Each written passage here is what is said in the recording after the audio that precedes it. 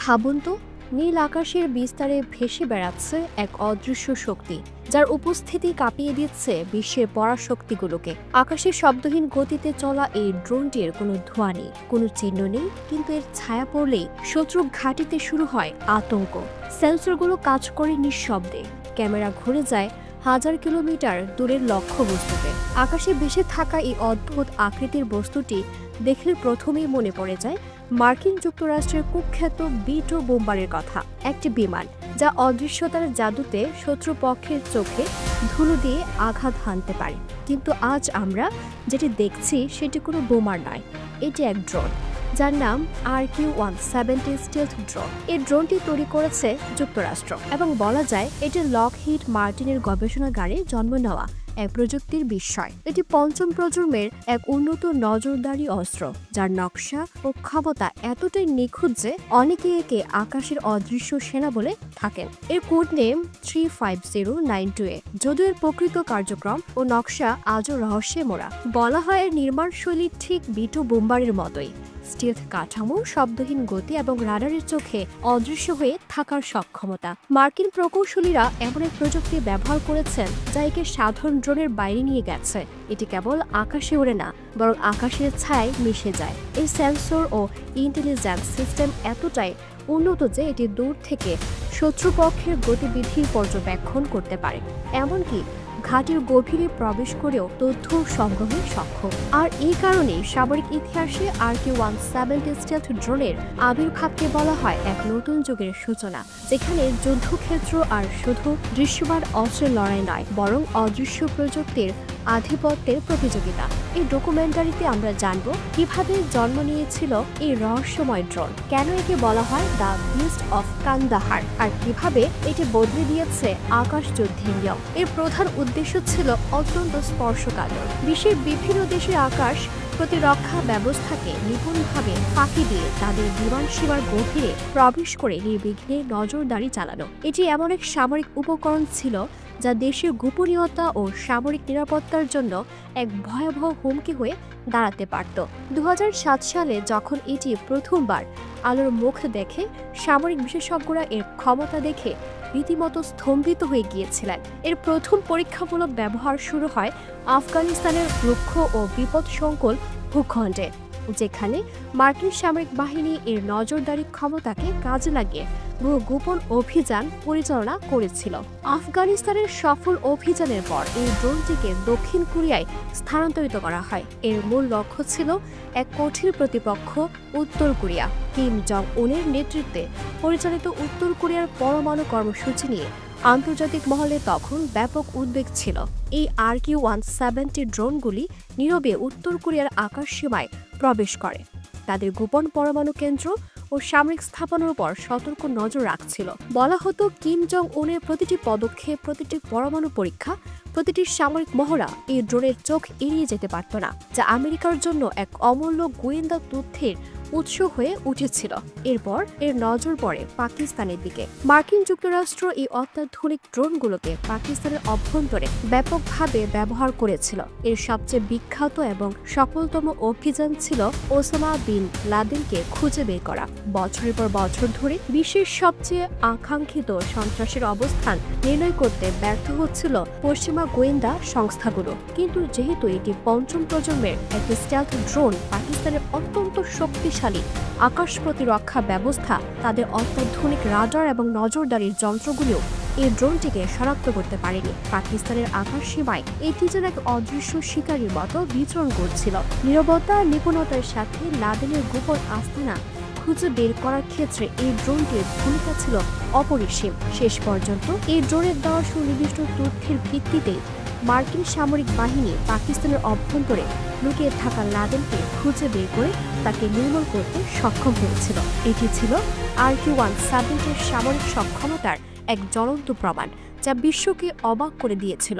এই ড্রোনগুলোর কর্মক্ষমতা ছিল সত্যি অসাধারণ। প্রায় 2000 কিলোমিটারের বিশাল রেঞ্জ নিয়ে এটি মিশন পরিচালনা করতে পারত, যা একে দীর্ঘ পাল্লার নজরদারির জন্য আদর্শ করে তুলেছিল। শুধু নজরদারি নয়, এটি প্রায় 50 কিলোগ্রাম প্যালোড বহন করতে সক্ষম ছিল।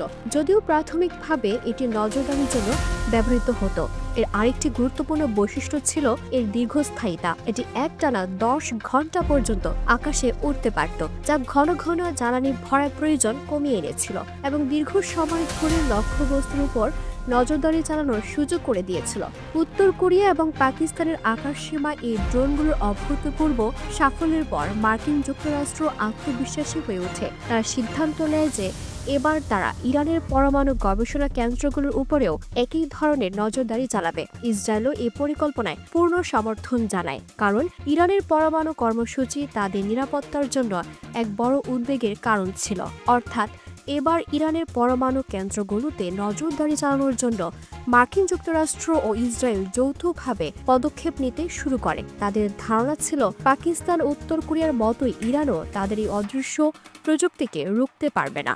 কিন্তু 2011 সালের দিকে মার্কিন যুক্তরাষ্ট্র যখন একটি RQ-170 ড্রোনকে ইরানের পরমাণু গবেষণা কেন্দ্রের উপরে নজরদারি করার জন্য প্রেরণ করে, তখন পরিস্থিতি সম্পূর্ণ ভিন্ন মোড় নেয়। পাকিস্তান বা উত্তর কোরিয়ার মতো ইরানের আকাশসীমা এই ড্রোনটির ভাগ্য ততটা সুপ্রসন্ন ছিল না।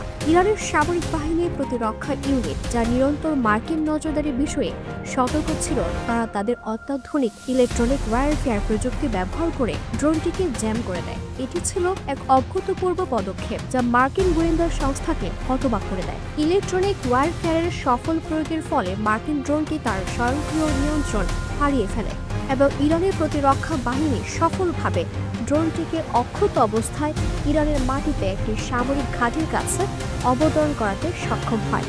এটি ছিল মার্কিন যুক্তরাষ্ট্রের জন্য এক চরম সামরিক ও প্রযুক্তিগত পরাজয়, আর ইরানের জন্য এক বিশাল বিজয়। আপনারা এখন আপনাদের স্ক্রিনে সেই ঐতিহাসিক দৃশ্যটি দেখছেন, যেখানে ইরানের IRGC এর সদস্যরা অক্ষত অবস্থায় ড্রোনটিকে ঘিরে ধরেছে। এরপর সেই ড্রোনটিকে ট্রেনের মাধ্যমে একটি বিশেষ গাড়িতে চাপিয়ে ইরানের সেরা বিজ্ঞানীদের হাতে তুলে দেওয়া হয়। এই ঘটনা কেবল একটি ড্রোন আটকের ঘটনা ছিল না, এটি ছিল প্রযুক্তির এক নতুন অধ্যায়ের সূচনা। ইরানের বিজ্ঞানীরা এই ড্রোনটিকে নিখুঁতভাবে রিভার্স ইঞ্জিনিয়ারিং করার চ্যালেঞ্জ গ্রহণ করেন। তাদের উদ্দেশ্য ছিল স্পষ্ট, এর হুবহু একটি কপি তৈরি করা, যাতে তারা মার্কিন প্রযুক্তির গভীরে প্রবেশ করতে পারে এবং নিজেদের সামরিক সক্ষমতা বৃদ্ধি করতে পারে। এবং ইরান ঠিক সেটাই করে দেখালো। এতদিন আমেরিকা তাদের এই পরাজয় এবং ইরানিয়ানদের এই সক্ষমতা প্রকাশ্যে স্বীকার না করলেও সম্প্রতি আমেরিকার বড় বড় মিডিয়া এবং প্রতিরক্ষা বিশেষজ্ঞরা নিশ্চিত করেছেন যে ইরান শুধু RQ-170 এর একটি কপি তৈরি করেনি, বরং তারা নিজেদের মিনি বিটও তৈরি করে ফেলেছে। ইরান তাদের এই নিজস্ব প্রযুক্তির ড্রোনের নাম দিয়েছে শাহেদ 191। মার্কিন যুক্তরাষ্ট্রের এই উন্নত প্রযুক্তিকে কপি করে ইরান যে ড্রোনগুলো তৈরি করেছে তা আগামীতে ইসরায়েলের জন্য এক ভীষণ বিপজ্জনক হুমকি হয়ে দাঁড়িয়েছে। সামরিক বিশ্লেষকরা এখন সন্দেহ পোষণ করছেন যে ইসরায়েলের কোনো আকাশ প্রতিরক্ষা ব্যবস্থা এই নতুন ইরানি ড্রোনগুলোকে শনাক্ত করতে পারবে কিনা, কারণ ইরান শুধু আমেরিকার RQ-170 রিপারকে কপি করে থেমে থাকেনি, তারা এটিকে আরও উন্নত করে তুলেছে। অর্থাৎ ইরান নিছকই একটি নকল তৈরি করেনি, বরং তারা মূল মার্কিন ড্রোনের থেকেও উন্নত প্রযুক্তির ড্রোন তৈরি করে ফেলেছে। ইরানের বিজ্ঞানীরা শুধু এটি কপি করেননি, তারা এটিকে আরও আধুনিক করে তুলেছেন এবং এর সাথে যুক্ত করেছেন আরও শক্তিশালী 4টি মিসাইল। যেখানে আমেরিকার তৈরি মূল ড্রোনটি মূলত নজরদারি কাজে ব্যবহার করা হতো এবং মাত্র 50 কিলোগ্রাম প্যালট বহন করতে পারত, সেখানে ইরান এর একটি উন্নত সংস্করণ তৈরি করে তাতে 4টি মিসাইল যুক্ত করে এটিকে এক ভয়ঙ্কর স্ট্রাইক সক্ষমতা প্রদান করেছে। এটি নজরদারির পাশাপাশি আঘাত হানার ক্ষমতাও অর্জন করেছে। সবকিছু মিলিয়ে বলা যায় যে ইরানের রিভার্স ইঞ্জিনিয়ারিং ক্ষমতা অনেক বেশি উন্নত এবং তাদের বিজ্ঞানীরা অত্যন্ত দক্ষ, এটি মানতেই হবে, কারণ তারা একটি বিদেশি প্রযুক্তিকে নকল করেছে, কিন্তু সে নকল জিনিসটিকেও তারা মূলের থেকেও আরও আধুনিক এবং উন্নতভাবে তৈরি করে দেখিয়েছে। এখন আপনার মনে প্রশ্ন জাগতে পারে যে ইরানের শাহেদ 191 ড্রোনটি কতটা শক্তিশালী এবং ইরান এটি কি কাজে ব্যবহার করবে। বন্ধুরা, এই পর্যন্ত ইরান ও ইসরায়েল বেশ কয়েকবার সরাসরি বা পরোক্ষভাবে সংঘাতে জড়িয়েছে, কিন্তু এখনো পর্যন্ত এই ধরনের কোনো অত্যাধুনিক ড্রোন ইরান তাদের কোনো যুদ্ধে ব্যবহার করেনি। মনে করা হচ্ছে তারা এই ড্রোনটিকে তাদের সবচেয়ে গোপন অস্ত্র হিসাবে সংরক্ষণ করে রেখেছে। সম্ভবত একমাত্র চূড়ান্ত যুদ্ধ ছাড়া ইরান এই অস্ত্রগুলো ব্যবহার করবে না। সামরিক বিশ্লেষকরা অনুমান করছেন ইরান ইসরায়েল সংঘাতের দ্বিতীয় দফায় যখন পরিস্থিতি আরও চরম আকার ধারণ করবে তখন ইরান এই অত্যাধুনিক ড্রোনগুলো ব্যবহার করতে পারে। শাহেদ 191 এর রেঞ্জ যেহেতু 2000 কিলোমিটারও বেশি, সেহেতু ইরান থেকে সহজে এটিকে উড়িয়ে নিয়ে গিয়ে ইসরায়েলি ভূখণ্ডে আঘাত হানা সম্ভব। শুধু আঘাত হানাই নয়, ইসরায়েলের অভ্যন্তরে গভীর নজরদারি চালানো সম্ভব হবে।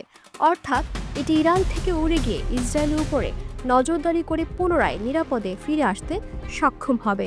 এই প্রযুক্তিগত অগ্রগতি মধ্যপ্রাচ্যের ক্ষমতার ভারসাম্যে এক নতুন মেরুকরণ এনেছে, যা ভবিষ্যতে আরও বড় সংঘাতের ইঙ্গিত দিচ্ছে। দিনুবাতনি, ভোরের আকাশ।